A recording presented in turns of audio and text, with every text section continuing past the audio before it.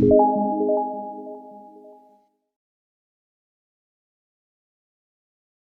दोस्तों, आज हम चरक संहिता के अगले पड़ाव की शुरुआत करने जा रहे हैं। चरक संहिता में अगले पड़ाव में आज हम देखेंगे कि चरक संहिता की विशेषताएं क्या क्या है। विशेषताएं हमें जो बताई गई है, तो चरक संहिता ये खुद ही अलग एक चीज है और उनकी विशेषताएं आज हम देखने जा रहे हैं। मेरा नाम है वैद्य नीलेश ढवड़े। मेरा BAMS पुणे से हुआ है। MD डिग्री आयुर्वेद संहिता में हुआ है और MA संस्कृत भी कंप्लीट हुआ है। पहले हम जानेंगे कि चरक ये वर्ड का मीनिंग क्या है। तो चरक ये जो बताया है वो चर चरती इति चरकः बताया है। ठीक है, जो अलग अलग जगह पे घूम के नॉलेज गेन करते हैं या फिर अलग अलग जगह पे जाके जो नॉलेज देते हैं उन्हें चरक बताया गया है। तो हमें पता होना चाहिए कि चरक संहिता और ये चरक जो बताए गए हैं उनका महत्व क्या है। ये जानने के लिए आज मैं आपको एक स्टोरी बता रहा हूँ। ठीक है, तो उसमें आज हमें एक पता चलेगा कि एक इंसान है, ठीक है, जादूगर रहता है और वो अलग अलग जगह पे घूमते रहता है। ऐसे ही घूमते घूमते वो एक गांव जाता है। वो गांव में वो सब लोगों को वहां पे इकट्ठा करता है और उन्हें बताता है कि मैं बहुत बड़ा जादूगर हूँ और आपको जो चाहिए मैं दे सकता हूँ। आप बस बोलो, मैं चुटकी बजा के आपको सब कुछ चीजें दे सकता हूँ। तो लोग भी बहुत अचंभित हो जाते हैं और बोलते हैं कि अरे वाह, क्या है ये, जादूगर के पास कुछ तो नया मिल रहा है। इसलिए लोग पूरे जमा हो जाते हैं, इकट्ठा हो जाते हैं और फिर वो लोगों को बताता है कि आज हम देखेंगे कि आपको क्या चाहिए वो मांगो और मैं आपको वो चीज़ों की पूर्ति करके देता हूँ। ठीक है, तो लोगों से वो पूछते रहता है और मांगते रहता है और लोग बताते रहते हैं कि मुझे ये चाहिए, मुझे ये चाहिए, ये चाहिए। कोई बोलता है मुझे धन दौलत चाहिए, कोई बोलता है मुझे घर में ये चीज़ नहीं है, वो चाहिए। तो हर एक चीज़ों के बारे में बताते रहते हैं और वो लोगों को बोलता है कि ठीक है, मैं आपको ये चीज़ दूंगा, ये दूंगा, ऐसे वादा करता है। ओके, बाद में फिर वो जो जादूगर रहता है वो फिर लोगों को बोलता है कि ठीक है, अभी आपने आपकी हर एक चीज़ें तो मुझे बता दी, अभी हम क्या करेंगे कि मैं आपको वो चीजें सब देने की शुरुआत करता हूँ। ठीक है, तो वो जादूगर क्या करता है कि वो सब चीजों में से 1/4 पार्ट जो है, मतलब हर एक चीज की 1/4 पार्ट है, वो उन्हें दिखाता है। तो लोगों के होप्स बढ़ जाते हैं कि ओके, ये हमें मिल रहा है और हम ये कर सकते हैं। तो फिर वो सब थोड़ा थोड़ा सब कुछ देने के बाद लोगों को वो बोलता है कि ठीक है, अभी हमें थोड़ा सब चीज़ें हमें दी है, तो अभी मैं जो आपको बोलूँगा वो आप फॉलो करोगे तो आपको आगे की चीज़ें है वो मिलेगी। ठीक है, तो फिर वो लोग जो बोलते हैं कि ठीक है, चलेगा, आप बोलिए कि मुझे क्या क्या करना है, तो हम वो फॉलो करेंगे, तो फिर हमें वो चीज़ें मिलनी चाहिए। तो फिर वो लोगों को बोलता है कि आप ये करो, वो करो, वो करो, ऐसी बहुत सारी चीज़ें बोलता है और लोग वो फॉलो करते हैं और फॉलो करने के बाद वो चीज़ें वो जादूगर देता है, वो चीजें उन्हें देता है। इससे क्या होता है कि उनका जो इप्सित ध्येय है, वो जो लोग रहते हैं उनका जो ध्येय रहता है वो उन्हें मिल जाता है। इसी तरह चरक संहिता बताई गई है। चरक संहिता और चरक जो ऋषि, चरक मुनि थे, चरक ऋषि जो बताए गए हैं, उन्होंने अलग अलग आचार्यों से ज्ञान इकट्ठा किया है, बहुत जगह जाके ज्ञान इकट्ठा किया है और वो ज्ञान वो हमें इस चरक संहिता के माध्यम से दे रहे हैं। तो इसमें भी अलग अलग चीजें हैं। अभी आपने अगर चरक संहिता पे गौर किया तो पहला जो अध्याय बताया गया है वो दीर्घम जीवती अध्याय है। तो दीर्घम जीवन की जो कामना करता है उसके लिए दीर्घम जीवती अध्याय बताया गया है। तो हमें पता रहना चाहिए कि दीर्घम जीवती अध्याय अगर इस तरह बताया है तो चरक संहिता की शुरुआत ही है वो दीर्घम जीवन कैसा होना चाहिए इससे कर रहे हैं चरक जी। तो हमें उस मुनि के बारे में और उस आचार्य के बारे में और क्या क्या चीजें हैं जो जानना इंपॉर्टेंट है वो आज हम यहाँ पे देखने वाले हैं। सबसे पहले आज हम शुरुआत करेंगे। पहला जो हमारा मुद्दा है कि चरक संहिता हमें जानना है तो उसके मूलभूत सिद्धांत जानना इंपॉर्टेंट है। विशेषताएं जाननी है तो मूलभूत सिद्धांत क्या बताए गए हैं वो जानना इंपॉर्टेंट है। और मूलभूत सिद्धांत जो बताए गए हैं उसका विषय ही क्या है, तो चिकित्सा करना, यही उनका विषय है। तो ये सब चीजें हमें कहाँ पे इंपॉर्टेंट और कहाँ पे यूज होने वाली है तो ये हम देखेंगे तो हमें पता चलेगा कि ये चिकित्सा करने के लिए बहुत ज्यादा इंपॉर्टेंट चीजें बताई गई है, और वो ही हमें चरक संहिता की विशेषताएं में पता चलता है कि ये कुछ इंपॉर्टेंट है। तो उसमें क्या क्या है, तो सबसे पहले है वात पित्त कफ, ये जो त्रिदोष बताए गए हैं इन सभी का मूलभूत सिद्धांतों के अंतर्गत मूल्यमापन किया जाता है। इसके अलावा गुण और कर्म, ये सब चीजें जो बताई गई है ये भी चरक संहिता की विशेषताएं है कि चरक संहिता में अलग अलग गुण जो बताए गए हैं, अष्टगुण भी बताए हैं, विंशति गुण भी बताए हैं, अलग अलग गुणों का वर्णन किया है। कर्म अलग अलग बताए गए हैं, उनका प्रशमन कैसे करना है ये बताए गए हैं। रोग और रोग का वर्गीकरण किया है, अच्छे से अच्छी तरह उन सभी का वर्गीकरण किया है। तो ये सब हमें मूलभूत सिद्धांत हमें पता चलता है। इसके बाद हम देखेंगे कि पुरुष विवेचन का वर्णन हमें चरक संहिता में मिलता है। तो पुरुष विवेचन यानी क्या, तो कोई पुरुष है, षड धात्वात्मक पुरुष है, 24 तत्व वाला पुरुष है, तो अलग अलग पुरुष बताए गए हैं, उनके उनके खुद के कुछ क्वालिटीज बताए गए हैं, तो वो हमें चरक संहिता में मिलती है। और इसका जो मेन जो मूल बताया गया है वो दार्शनिक भूमि बताई गई है। तो आयुर्वेद में दार्शनिक भूमि का कैसा यूज होता है या फिर कैसे उसका अंतर्भाव किया गया है, ये सब चीजें हमें यहाँ पे प्रतिपादित होती हैं। आगे जाके हमें जैसे मैंने आपको कहा था कि चरक संहिता में बेसिक जो बताए गए हैं, उन्होंने जादूगर जैसे कि आपको ये चाहिए तो ये मिल जाएगा, वैसे अत्यंतिक दुख निवृत्ति करनी है आपको, तो वह दुख निवृत्ति के लिए उपाय भी बताए गए हैं। उसके लिए नैष्ठिक की चिकित्सा, इसका वर्णन आयुर्वेद में या चरक संहिता में बताया गया है। इसके बाद हम आके देखेंगे तो हमें पता चलता है कि सत्याबुद्धि का वर्णन ये भी चरक संहिता में आया है, और मोक्ष प्राप्ति के उपाय भी आए गए हैं। तो ऐसा कोई रहेगा कि जिसे मोक्ष प्राप्ति भी करनी है तो वो भी चरक संहिता का अध्ययन कर सकता है। जैसे मैंने बोला था लास्ट टाइम के लेक्चर में कि अगर वो पशु पढ़ते हैं तो पशु आयुर्वेद हो जाता है, वैसे ही अगर इंसान पढ़ते हैं, मनुष्य प्राणी पढ़ता है तो मनुष्य के लिए आयुर्वेद हो जाएगा। तो इसी तरह उसको मोक्ष प्राप्ति करनी रहेगी तो उन्हें क्या करना चाहिए, इन सभी का वर्णन हमें चरक संहिता में मिलता है। इसके अलावा लोक पुरुष साम्य सिद्धांत, लोक पुरुष साम्य सिद्धांत ये बहुत ही अनोखी चीज है। लोक पुरुष साम्य, लोक और पुरुष में जो साम्य बताए गए हैं उनका सिद्धांत का वर्णन, और उसके लिए सत्याबुद्धि का जो उदय मार्ग है, ये भी चीजें हमें मूलभूत सिद्धांत के अंतर्गत पता चलती है। तो लोक पुरुष साम्य सिद्धांत हमें क्या बताता है, तो लोक पुरुष साम्य यानी जो शरीर में है वही बाहर के जगत में मिलता है, या फिर जो बाहर के जगत में है वही शरीर में मिलता है। यथा लोके तथा देहे, ये जो सिद्धांत है वो लोक पुरुष साम्य सिद्धांत हमें चरक संहिता में मिलता है। तो इनका सभी का वर्णन हमें बेसिकली चरक संहिता में आ जाता है। इसके बाद वैशिष्ट में अलग और एक चीज बताई गई है कि युक्ति संगत दृष्टिकोण बताया गया है।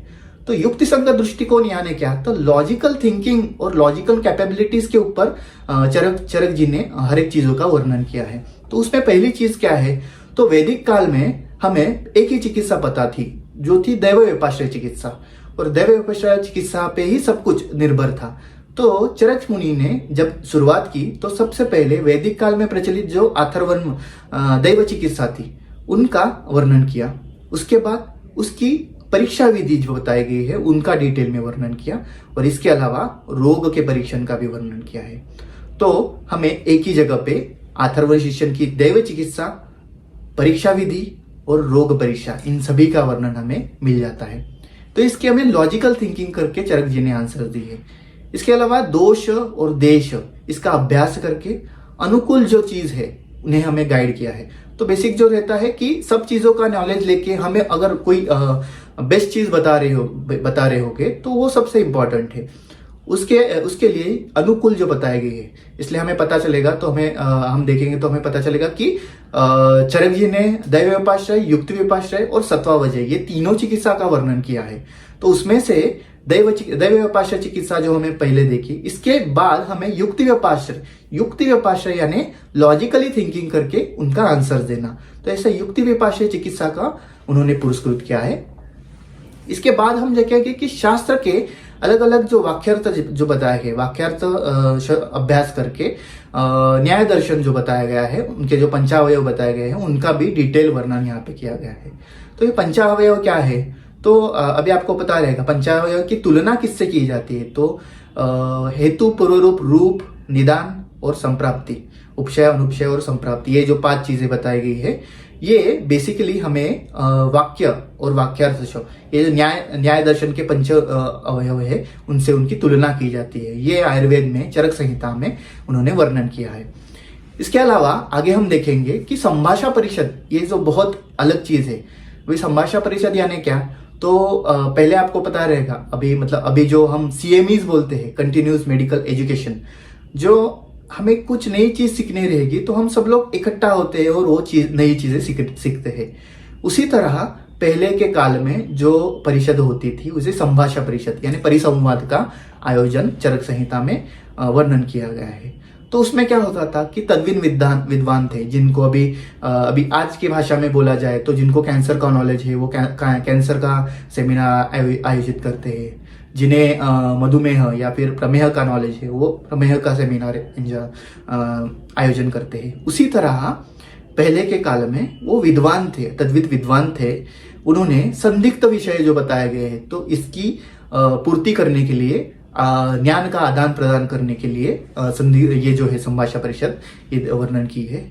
जो गूढ़ रहस्य बताए गए हैं वो गूढ़ रहस्य प्रकाशित करके उसके प्रश्न उत्तर माध्यम से उसकी जो विचार विनिमय किया है। तो विचार विनिमय करने के बाद हमें कुछ तो एक इनपुट मिलता है, कुछ तो एक आउटपुट मिलता है। तो एक नए इनपुट से एक नए आउटपुट खोजने की जो तरीके है वो हमें चरक संहिता में यहाँ पे मिलती है। इससे क्या क्या है कि ज्ञानोपार्जन के उपाय बताए गए हैं। संशोधक वृत्ति यानी रिसर्च करने की जो वृत्ति है वो पहले से ही हमारे आचार्य में थी और वो हमें बताई गई है, और जिज्ञासा जागृत करने की जो एक इच्छा है वो बताई गई है। इसके अलावा संदिग्ध विषय पे विद्वान तर्क संगत करके उनकी जो मत रहते हैं वो मत प्रदर्शित करते हैं। तो ऐसे ये विचार की परंपरा है वो अखंडित चरक संहिता में अलग अलग जगह पे बताए गए हैं। तो वो क्या क्या चीजें हैं चरक संहिता में जो परिसंवाद बताए गए, परिसंवाद सभा है, वो कौन से अध्याय में बताए गए वो आज देखेंगे। उसमें से जो पहला अध्याय है वो दीर्घम जीवती अध्याय है। वो सूत्रस्थान का फर्स्ट अध्याय जो बताया गया है दीर्घम जीवती अध्याय, उसमें हमें संभाषा मिलती है यानी चर्चा की है। सेकेंड जो है वो वात कलाकलीय अध्याय। वात कलाकलीय अध्याय जो है चरक संहिता सूत्रस्थान का 12वां अध्याय है। यहाँ पे वात के बारे में चर्चा की है डिटेल में। इसके बाद यज्ञ पुरुषीय अध्याय। तो यज्ञ पुरुषीय अध्याय जो बताया गया है इसमें अलग अलग यज्ञ पुरुष यानी जो पुरुष बताया है, पुरुष के बारे में अलग अलग चीजों के बारे में यहाँ पे वर्णन किया है। आत्रेय बद्धगाप्य, इसमें भी हमें संभाषा मिलती है। इसके अलावा खुड्डा गर्भाव क्रांति, इसमें गर्भ जो है अलग अलग आचार्य ऋषि मुनि ने कौन से साल में कैसे कौन से काल में क्या क्या उत्पन्न होता है इनका सभी का वर्णन किया है। शरीर विषय अध्याय, शरीर विषय अध्याय में भी विषय की संख्या है उनके बारे में बताया गया है। इसके बाद फल मात्रा सिद्धि, इसमें अलग अलग जो पंचकर्म बताए गए हैं इसमें इंपॉर्टेंट क्या है और क्या क्या चीजों के इसके बारे में चर्चा की है। तो ऐसे चरक संहिता में अलग अलग परिसंवाद बताए गए हैं और ये परिसंवाद हमें जानना जरूरी है। इस परिसंवाद से हमें कुछ चीजें पता चलती है कि ये परिसंवाद करने से हमें कुछ तो नॉलेज अलग अलग पता चलता है और ये सब चरक संहिता में हमें बताया गया है। इसके बाद हम फोर्थ पॉइंट आगे देखेंगे कि शरीर और मानस रोग का संबंध बताया गया है। तो शरीर और मानस रोग का संबंध क्या है तो ये हम देखेंगे। तो इसमें त्रिदोष जो बताए गए हैं यानी वात पित्त और कफ, इसके साथ रज और तम, ये जो मानस दोष बताए गए हैं इनका रोग का कारण और प्रज्ञापराध कैसे होता है इन सभी का वर्णन हमें चरक संहिता में मिलता है।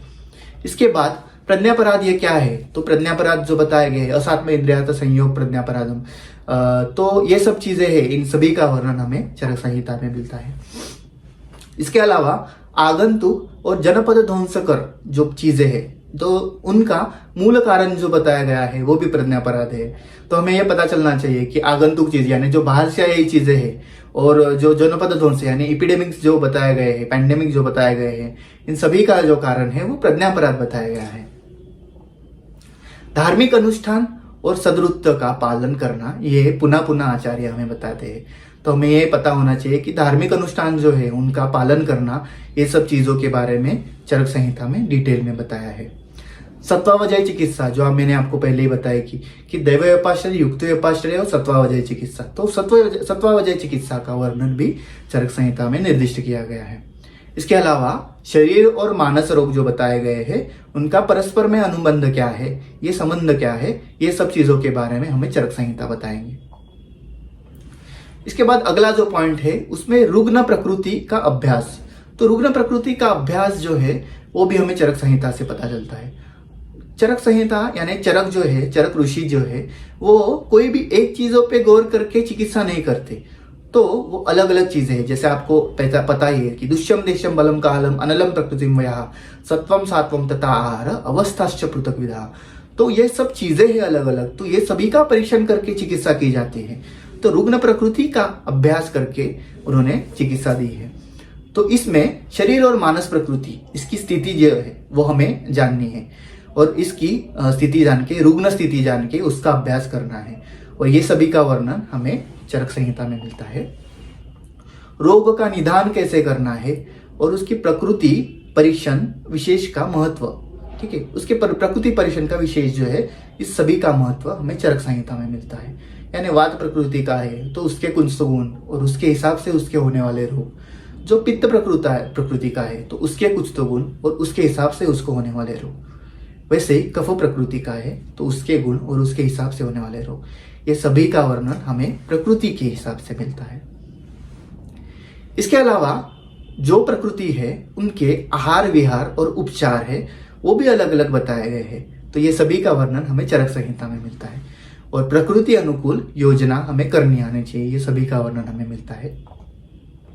इसके बाद जो इंपॉर्टेंट चीज बताई गई है वो सदरुत्त, ये जो चीज है बहुत ज्यादा इंपॉर्टेंट है, तो इनका वर्णन बताया गया है। सदरुत्त में क्या है, तो आरोग्यपूर्ण जीवन सुरक्षा यानी प्रिवेंटिव मेजर्स करना। तो प्रिवेंटिव मेजर्स क्या होने चाहिए, कैसे फॉलो करने हैं, ये सभी का वर्णन हमें आता है। और इंद्रिय का सदाचार, कौन से इंद्रिय है, उनका मिथ्या योग, हीन योग या अति योग हो रहा है, तो ये सभी का वर्णन हमें चरक संहिता के सदरुत्त में मिलता है। इसके अलावा चरक संहिता के सदरुत्त में शरीर क्रिया का व्यापार, शरीर क्रिया व्यापार यानी शरीर क्रिया हमें क्या करनी चाहिए और उसका व्यापार क्या होना चाहिए, ये सभी का वर्णन है। अध्ययन, अलग अलग चीजों पे अध्ययन करना है तो अध्ययन कैसे करना है, आहार कैसे है, आहार कैसे फॉलो करना है और क्या क्या करना है, आसन क्या बताए गए हैं, शयन कैसे होना चाहिए, किस जगह पे होना चाहिए, ये सभी का वर्णन। जो व्यायाम बताए गए हैं तो व्यायाम कितनी तरह, कितने प्रमाण में करनी चाहिए, ये सभी का वर्णन। और सामाजिक व्यवहार यानी जैसे चप्पल क्या पहनने हैं, छतरी लेनी है या नहीं लेनी, ये सभी का वर्णन भी हमें चरक संहिता में मिल जाता है। तो सोशल लाइफ और हमें जो हमारी डेली लाइफ है, ये सभी का वर्णन हमें चरक संहिता में मिलता है। इसके अलावा शारीरिक और मानसिक रोग न होते हुए भी व्यक्ति सुखमय जीवन का उपभोग कर सकता है, तो ये सभी का वर्णन हमें चरक संहिता में मिल जाता है। आगे हम देखेंगे कि निदान का अभ्यास बताया गया है। तो निदान का अभ्यास क्या है, तो निदान जो है तो अलग अलग चीजों का अलग अलग निदान होता है, तो निदान का अभ्यास हमें चरक संहिता में मिलता है। उसमें क्या है, तो चिकित्सक जो बताया है वो निदान दृष्टया परीक्षण करता है, तो हर एक चीजों के बारे में तो निदान करके उसका परीक्षण करता है और निदान करके उसकी चिकित्सा की जाती है, तो वो सभी का वर्णन बताया गया है। उसमें भी रोगी परीक्षा बताई गई है और रोग परीक्षा बताई गई है। तो रोग परीक्षा और रोगी परीक्षा इसका जो है डिटेल वर्णन हमें चरक संहिता में मिलता है। तो ये रोग परीक्षा, रोगी परीक्षा, इससे क्या होता है, तो सूक्ष्म निरीक्षण में करके हम चिकित्सा कर सकते हैं। तो हम एक ही चीजों पे गौर नहीं करते, हर चीजों को सूक्ष्मता से परीक्षण करके उसकी चिकित्सा करते हैं। इसलिए निदान का अभ्यास करते समय हमें चरक संहिता का इंपॉर्टेंस पता चलता है। इसके अलावा संशोधन चिकित्सा का महत्व दिया है। संशोधन चिकित्सा यानी जो पंचकर्म बताए गए हैं, ये पंचकर्म चिकित्सा का भी महत्व हमें मिलता है। तो बेसिकली ये पंचकर्म चिकित्सा जो बताई गई है, इनका वर्णन हमें मूल चरक संहिता में नहीं मिलता। इनका जो संपूर्ण दृढ़ बल ने किया है, वो दृढ़ बल की संपूर्ण में हमें इनका वर्णन मिलता है। तो इसमें क्या क्या है, तो आरोग्य रक्षण और रोग चिकित्सा, ये सभी का वर्णन हमें चरक संहिता में इस अध्याय में, इस पड़ाव में मिलता है। इसके अलावा जो ऋतु होते हैं, हर एक ऋतु में कोई तो दोष है वो प्रकोप हो जाता है, तो हर एक ऋतु और ऋतु के हिसाब से दोष प्रकोप बताए गए हैं। जैसे आपको पता है कि जो वात के लिए जो इम्पोर्टेंट चिकित्सा है बस्ती, उसका जो ऋतु है यानी वर्षा ऋतु, जो पित्त के लिए बताया गया है वो अक्टूबर हीट जो बताई गई है शरद ऋतु, और जो कफ के लिए बताया गया है वमन जो बोला है उसके लिए अलग ऋतु बताया गया है। तो वो ऋतु में वसंत ऋतु जैसे बताया है, तो उसमें वो ऋतु का जो है प्रकोप, उस दोष का प्रकोप होता है, उसके हिसाब से उसकी दोष निवारण की चिकित्सा बताई गई है। और ये रोग चिकित्सा है जो है वो संशोधन करने वाली चिकित्सा है।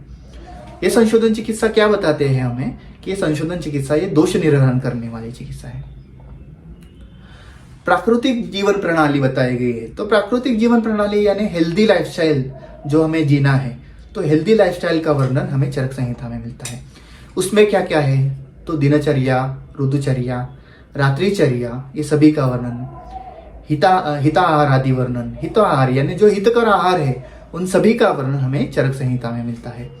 इसके अलावा जो कुछ है कि ऋतु अनुकूल आहार विहार, तो ऋतु अनुकूल आहार विहार क्या करना है, ऋतु अनुकूल आपको क्या क्या चीजें करनी चाहिए, ये सभी का वर्णन हमें चरक संहिता में मिलता है। ऋतु जो बताए गए हैं उसमें दोष प्रकोप होता है और उसका शमन भी हो जाता है, और उसकी दोष निर्हरण करने के लिए जो विधि है ये सभी का वर्णन हमें चरक संहिता में मिलता है। इसके अलावा सदरुत्त पालन जो बताया गया है उसमें स्वाभाविक जीवन क्रम का उपदेश किया है, वो स्वाभाविक जीवन क्रम का उपदेश हमें चरक संहिता में डिटेल में मिलता है।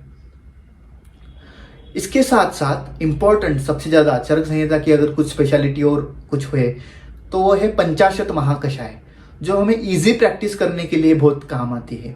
तो पंचाशत या महाकषाय यानी क्या, तो 10-10 द्रव्य के जो 10-10 द्रव्य है, जो आयुर्वेद में अलग अलग द्रव्य बताए गए हैं, तो वो 10-10 द्रव्य का एक गण बताया गया है, और वो गण ऐसे गण मिला के जो 50 गण बताए गए हैं वो हम चिकित्सा में उपयोगी कर सकते हैं। और इसका क्या क्या इंपॉर्टेंस है, तो द्रव्य क्या, रस, वीर्य, गुण और प्रभाव, ये सभी का हमें इंपॉर्टेंस पता रहेगा। तो कर्म श्रेष्ठता के हिसाब से हम विकार पे वो औषधि यूज कर सकते हैं। तो बेसिकली क्या हो जाता है कि आपको अगर आप अभी फर्स्ट ईयर में है या फिर सेकेंड ईयर में है और आपको अगर पता नहीं है कि आपको पेशेंट आया आपके पास या फिर आपका कोई घर का कोई बंदा है और वो बोल रहा है कि मुझे ज्वर आया है तो मैं क्या करूं, तो ज्वर प्रशमन महाकषाय बताया गया है। अगर कोई पेशेंट रहेगा उसका अगर कंठ में दर्द हो रहा है या फिर ऐसे कुछ चीजें रहेगी तो कंठ महाकषाय बताया गया है। अगर हृदय में कुछ तकलीफ होगी तो हृदय महाकषाय बताया गया है। तो ऐसे 50 महाकषाय चरक संहिता में अलग अलग जगह पे वर्णन किए गए हैं। इसके अलावा 3 ऐशना का वर्णन किया है। तो 3 ऐशना जो बताई गई है अलग अलग, वो कौन सी ऐशना है वो हम देखेंगे। तो सबसे पहले है प्राण ऐशना। ऐशना यानी इच्छाएं, ठीक है। तो इच्छाएं यानी कौन सी इच्छाएं होती है, तो लंबी आयु होना, प्राण, मेरा प्राण बचे रहना, मेरा जो प्राण है वही सबसे ज्यादा इंपॉर्टेंट है। तो ये जो प्राण ऐशना बताई गई है ये चरक संहिता में बताई गई है। इसके अलावा दूसरी जो ऐशना है वो धन ऐशना, यानी धन हमें कमाना है, तो ये धन की ऐशना है वो हमें इंपॉर्टेंट है। इसके बाद जो थर्ड है वो परलोक ऐशना, ठीक है। तो परलोक के बारे में अगर हमें जानना है, यानी आगे जाके मुझे अच्छा जन्म मिलना चाहिए, ये सब लोगों को लगता है। तो ये 3 ही ऐशना रहती है, एक जो रहती है प्राण ऐशना, दूसरी धन ऐशना और तीसरी परलोक ऐशना। तो ये तीनों ऐशना के बारे में चरक संहिता हमें डिटेल में बताते हैं। तो ये ऐशना क्या है, तो बेसिकली ये चीजें हैं कि जो हमें इच्छा रहती है कि एक प्राण का भय रहता है और वो अच्छा रहना चाहिए, इसकी इच्छा रहती है। धन हमें मिलना चाहिए, इसकी इच्छा रहती है। और परलोक में सुखी जो है सुखी आयु रहना चाहिए, और पुनर्जन्म के बाद भी मुझे कुछ तो नया मिलना चाहिए, ऐसा परलोक ऐशना है।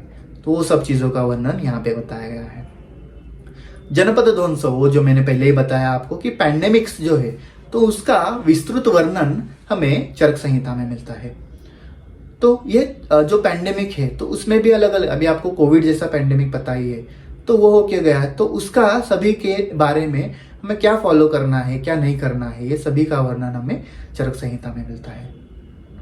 इसके अलावा अरिष्ट विषय ज्ञान जो है उसका वर्णन बताया गया है।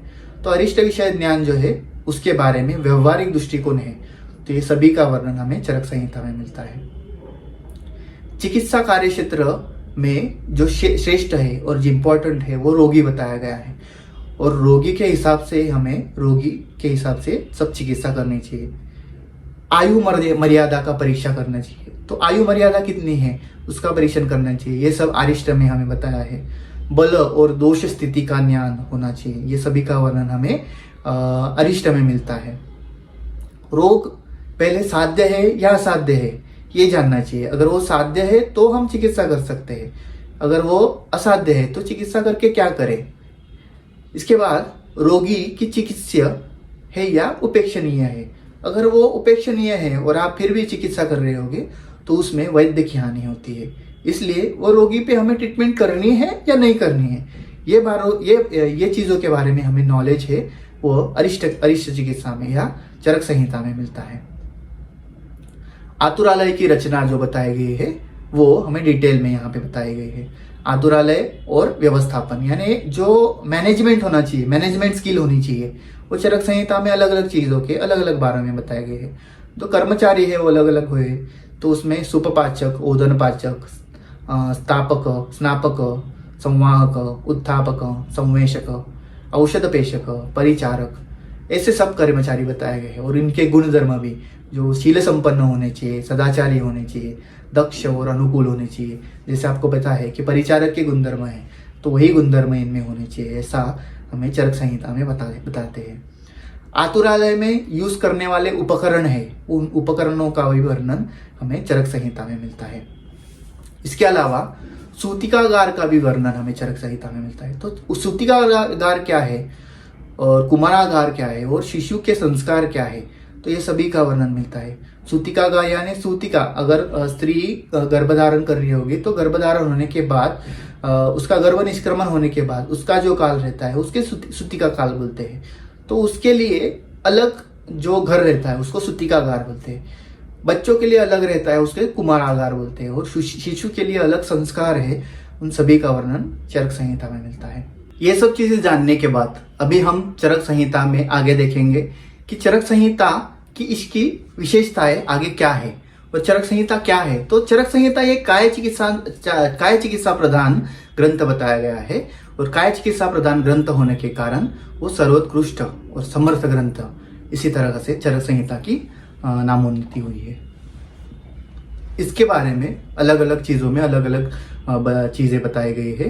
तो सूत्र स्थान में अगर अंत में हम देखेंगे तो उसमें हमें पता चलेगा कि चिकित्सा स्थान के 17 अध्याय, कल्पस्थान के 12 अध्याय और सिद्धिस्थान के 12, ऐसे 41 चैप्टर्स जो है उन सभी की पूर्तता आचार्य कपिल बल के पुत्र जो बताए गए हैं, कपिल बल के पुत्र आचार्य दृढ़बल इन्होंने की है। तो ये संपूर्ण करने का काम हमें चरक संहिता के आचार्यों ने यहाँ पे दृढ़बल ने किया है। चरक संहिता ये सबसे लोकप्रिय संहिता पहले, क्योंकि ये सबसे पहली संहिता है इसलिए सबसे लोकप्रिय संहिता बताई गई है। संहिता में स्थान कितने हैं तो 8 स्थान हैं, और अध्याय कितने हैं तो 120 अध्याय बताए गए। 8 स्थान कैसे है तो आपको याद कैसे रखने हैं 8 स्थान, तो सु नी वी शा ई ची क सी। ओके, फिर से बोलता हूं, सु नी वी शा ई ची क सी। कैसे याद रखना है, सु नी वी शा ई ची क सी। सु यानी सूत्र स्थान, नी यानी निदान स्थान, वी यानी विमान स्थान, शा यानी शारीरिक स्थान, सु नी वी शा। ई यानी इंद्रिय स्थान, सु नी वी शा ई। ची यानी चिकित्सा स्थान, क यानी कल्प स्थान, सी यानी सिद्धि स्थान। ऐसे सु नी वी शा ई ची क सी, ऐसे 8 स्थान बताए गए हैं और 120 अध्याय बताए गए हैं। ये अध्याय में क्या क्या है ये हम थोड़े से जानेंगे। तो इसमें पहले जो सूत्र स्थान बताया गया है, सूत्र स्थान में 4-4 अध्याय है और 4-4 अध्याय का एक चतुष्क होता है, ऐसे बताया है। तो स्टार्टिंग में चरक संहिता में डिटेल में वो क्या बता रहे हैं तो चतुष्क बता रहे हैं। तो चतुष्क क्या है, तो चतुष्क यानी 4-4 अध्याय का ग्रुप है कि उन्होंने उसमें सेम चीजों के बारे में वर्णन किया है। तो ऐसे 7 चतुष्क यानी 28 अध्याय है, वो हमें चतुष्क के माध्यम से पता चलते हैं। तो 7 चतुष्क में क्या क्या है, पहला चतुष्क है भेषज चतुष्क, दूसरा है स्वास्थ्य चतुष्क, तीसरा है निर्देश चतुष्क, चौथा कल्पना चतुष्क, फिफ्थ जो है वो रोग चतुष्क, सिक्स्थ जो है योजना चतुष्क और बाद में है अन्नपान चतुष्क। तो ऐसे 7 चतुष्क बताए गए हैं। तो इसकी डिवाइडेशन कैसे है, तो 1 से 4 अध्याय है वो पहले भेषज चतुष्क में आते हैं। यानी पहले 1 से 4 अध्याय में आपको भेषज यानी दवाइयों के बारे में, जैसे मैंने आपको कहा था कि चरक संहिता ये काय चिकित्सा प्रदान ग्रंथ है, तो उन्होंने आते आते पहले क्या बताया, तो दवाई बता दी कि आप दवाई ले लो, उसके बाद उनको डिटेल में जानेंगे बाद में क्या है। तो भेषज चतुष्क सबसे पहले बताया है, उसके बाद स्वास्थ्य चतुष्क बताया है 5 से 8 अध्याय, बाद में 9 से 12 जो अध्याय है वो निर्देश चतुष्क बताया गया है। 12 से 16 जो अध्याय है वो कल्पना चतुष्क यानी अलग अलग कल्पना जो बताए गए हैं, स्नेहन स्वेदन ये सब कल्पना है। तो ये कल्पना के बारे में डिटेल में बताया है। रोग चतुष्क यानी रोग कौन से होते हैं इसके बारे में बताया है। 24 से बाद में 21 से 24 जो अध्याय है उसमें योजना चतुष्क बताया गया है, और उसके बाद 28 तक जो अध्याय है उसमें अन्नपान चतुष्क बताया गया है। यानी अन्नपान जो है, अन्नपान कैसा होना चाहिए, ये सब चीजों के बारे में हमें वर्णन मिलता है।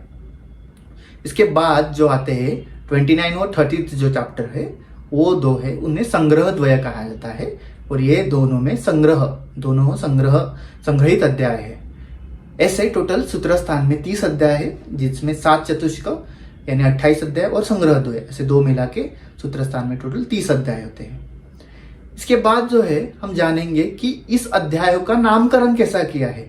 तो नामकरण है ना, वो अध्याय में क्या क्या वर्णित है उसके हिसाब से किया है चरक संहिता में। तो पहले 100 उदाहरण हम देखेंगे। पहला जो है न वेगान धारयत, तो न वेगान धारयत अध्याय में वेगों का धारण नहीं करना है, इसके लिए क्या क्या आपको करना पड़ता है, और धारण किया तो क्या क्या हो जाता है, ये सभी का वर्णन हमें न वेगान धारणीय अध्याय में मिलता है।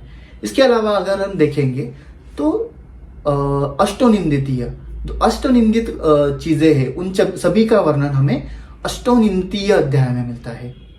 तो ऐसे अध्याय का नामकरण चरक संहिता में मिलता है। ऐसे ये चरक संहिता की विशेषताएं है कि वो हमें बहुत ज्यादा चीजें हैं पहले ही बता देते हैं। ओके, तो आगे जाके हम देखेंगे कि निदान स्थान क्या है।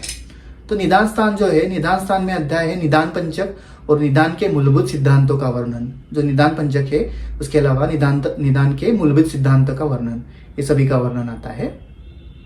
अध्याय कौन से हैं, तो ज्वर, रक्तपित्त, गुल्म, प्रमेह, कुष्ठ, शोष, उन्माद और अपस्मार, ये जो 8 अध्याय है, ये 8 ही अध्याय बस निदान स्थान में बताए गए हैं। बहुत जनों को ऐसा क्वेश्चन आता है कि 8 ही अध्याय निदान क्यों बताया गया है, तो ये भी विश्लेषण हम देखेंगे। मगर ये चरक संहिता की विशेषताएं है कि उन्होंने 8 ही अध्याय बताया है, और 8 ही अध्याय से उन्होंने पूरा डिटेल हमें जानने के लिए कहा है। इसके बाद हम विमान स्थान देखेंगे। तो विमान स्थान में प्रथम जो अध्याय है उसमें रस और दोष का संबंध बताया गया है, अष्टोआहार विधि बताई गई है, विधि विशेषायतन बताए गए हैं, और दशो आहार की विधि बताई गई है। इसके अलावा द्वितीय जो अध्याय है उसमें त्रिविध कुक्षीय का वर्णन आता है, आमदोषजन्य विसूचिका का वर्णन आता है, और अलसक रोग जो है, अलसक रोग का वर्णन बताया गया है। इसके बाद जो तृतीय अध्याय है उसमें जनपद ध्वंस बताया गया है। जनपद ध्वंस जो है वो उसका वर्णन किया है। नियत और अनियत आयु जो है उसका वर्णन हमें मिलता है। चतुर्थ जो अध्याय है उसमें रोग वैशिष्ट्य, ज्ञान और साधन के लिए जो प्रमाण बताए गए हैं, प्रमाण का वर्णन हमें मिलता है। तो आयुर्वेद में जो प्रमाण ऐसे जो चीजें बताई गई है, तो विशेष स्थान ये जो है विमान स्थान विशेष स्थान है, इसलिए विमान स्थान बोला है, तो उसमें सबका वर्णन, प्रमाण का वर्णन आया है। पंचम जो अध्याय है उसमें स्रोतस के दृष्टि लक्षण ये सभी का वर्णन आता है। षष्ठम जो अध्याय है उसमें रोगानिक अध्याय है, उसमें अलग अलग चीजें बताए गए हैं। सप्तम अध्याय है उसमें गुरु लघु व्याधि जो बताया है उनका सभी का वर्णन। इसके अलावा पुरुष और 20 प्रकार के जो कृमि है, कृमि का वर्णन हमें इस अध्याय में मिलता है।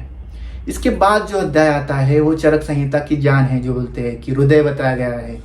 वो जो 8वां अध्याय है उसमें हमें शास्त्र परीक्षा बताई गई है, आचार्य परीक्षा बताई गई है, शास्त्र कैसा होना चाहिए, आचार्य कैसे होने चाहिए, शिष्य कैसे होने चाहिए, उसकी परीक्षा, अध्ययन कैसे करना है, अध्ययन का विधि बताया है, अध्यापन कैसे करना है, अध्यापन का विधि, तद्वित संभाषा कैसे करनी है उसका विधि बताया गया है। इसके अलावा संध्याय संभाषा कैसे करनी है उसका विधि बताया है। विग्रह संभाषा क्या करनी है उसका भी बताया है। अगर आपको भांडन तत्ता बोलते हैं मराठी में उसके, तो आपको झगड़ा करना है तो वो सभी भी कैसा करना है उसके बारे में भी बताया है। परिषद के प्रकार बताए गए हैं अलग अलग, 44 प्रकार के जो वाद मार्ग है, 44 प्रकार के वाद मार्ग बताए गए हैं। दशविधा आतुर परीक्षा बताई गई है, जो आतुर की परीक्षा करनी है तो कैसे करें। और इसके अलावा पंचकर्म में जो द्रव्य संग्रह यूज करना है उसका भी डिटेल में वर्णन हमें मिलता है। मधुरादि गण जो बताए गए हैं इन सभी का वर्णन हमें चरक संहिता के इस 8वें अध्याय में मिलता है। इसलिए ये 8वां जो अध्याय है विमान स्थान का, ये बहुत ज्यादा इंपॉर्टेंट है। इसके बाद शरीर स्थान आता है। तो शरीर स्थान में हमें क्या है, तो शरीर स्थान ये चरक संहिता का बहुत अलग स्थान है कि जिसमें क्वेश्चन आंसर फॉर्मेट में सब चीजें मिलती है। तो इसमें फर्स्ट जो अध्याय है चतुर्विंशति अध्याय, तो चतुर्विंशति अध्याय में चिकित्सात्मक पुरुष जो है, चतुर्विंशति तत्वात्मक जो पुरुष है उसकी वर्णन, जैष्टि की चिकित्सा का वर्णन हमें मिलता है। प्रज्ञापराध, योग, मोक्ष, इसकी लक्षणें और उसकी जो साधने अलग अलग बताए गए हैं, ये सभी का वर्णन, ये बहुत ज्यादा इंपॉर्टेंट अध्याय है। इसके बाद दूसरा जो अध्याय है उसमें उत्पत्ति विषय जो क्वेश्चन है वो पूछे गए हैं। विकृत संतति के कारण बताए गए हैं, रोग और सामान्य के कारण बताए गए हैं और उसके निवारण के उपाय भी बताए गए हैं। थर्ड जो अध्याय है इसमें गर्भावकरण यानी गर्भ निर्माण कैसे होता है, गर्भ के भाव क्या क्या है, उसके शंका और उसके समाधान, ये सब चीजों का वर्णन बताया गया है। इसमें भरद्वाज मुनि आत्मादि के बारे में संदेह करते हैं और उसमें आत्रेय उसका निवारण करते हैं। ऐसा संवादात्मक जो चीजें हैं ऐसी बताई गई है। इसके बाद जो फोर्थ अध्याय है उसमें गर्भ का मासानुमासिक स्वरूप कैसे होता है, ये दौरुद क्या होता है, उन चीजों के बारे में, गर्भ की विकृति क्या क्या होती है और 16 मानस प्रकृति क्या है, ये सभी का वर्णन हमें मिलता है। 5वां जो अध्याय है उसमें लोक पुरुष साम्य सिद्धांत बताया गया है, मोक्ष प्राप्ति बताई गई है, मोक्ष प्राप्ति के उपाय बताए गए हैं।